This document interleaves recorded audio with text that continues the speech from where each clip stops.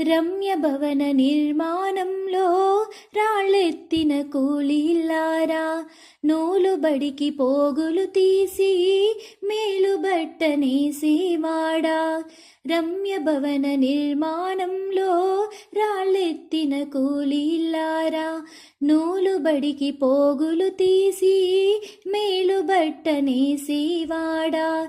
రహదారులు వేసేవాడా, రైలు బస్సు నడిపేవాడా.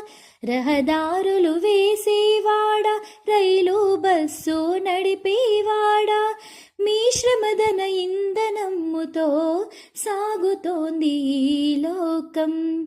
మీ శ్రమదన ఇంధనముతో సాగుతోంది ఈ లోకం.